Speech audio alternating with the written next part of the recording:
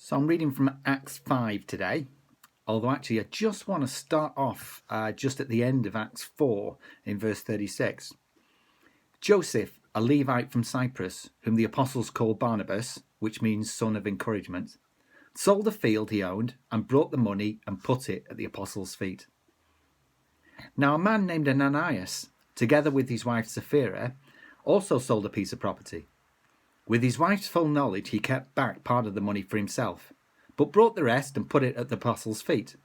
And then Peter said, Ananias, how is it that Satan has so filled your heart that you have lied to the Holy Spirit, and you have kept for yourself some of the money you have received for the land? Didn't it belong to you before it was sold? And after it was sold, wasn't the money at your disposal? What made you think of doing such a thing? You have not just lied to humans, but to God. When Ananias heard this, he fell down and died, and great fear seized all who heard what had happened. Then some young men came forward, wrapped up his body, and carried him out to be buried. About 3 hours later, his wife came in, not knowing what had happened. Peter asked her, Tell me, is this the price you and Ananias got for the land? Yes, she said, that's the price. Peter said to her, How could you conspire to test the Spirit of the Lord?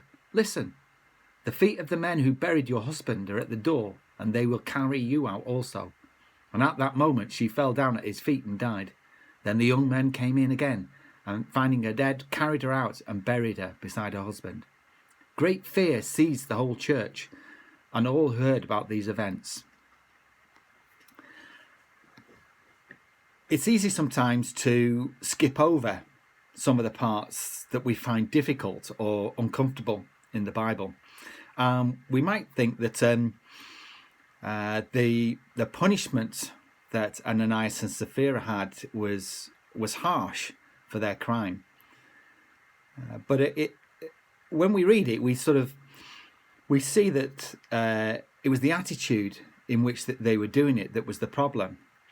It was good that they'd given some of the money that they'd got from the sale of the land, but they tried to pretend that it was the whole of the money that they got, just as Barnabas had.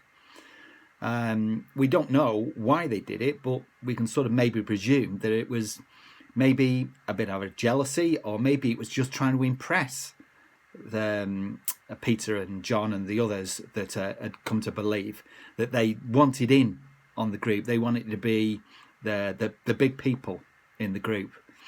But Peter, through the Holy Spirit, saw through it, and he gave them an opportunity to confess and to say, well, no, actually, we did keep some of the money, which I'm sure would have been fine. But instead, they actually lied about it, and they said, no, this is the money that we got for the field, and because of that, they suffered the consequences.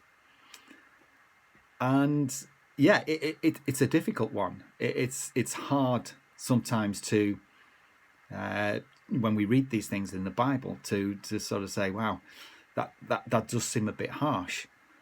But it's also a reminder to ourselves that we've got to be right when we come before God. We've got to be right when we come before the church. We can't pretend that we are more than what we are. And if we're just trying to impress people through the things that we do, through the works that we do, through the giving that we give, then ultimately that will do us no good. We've got to do it with a pure heart and in holiness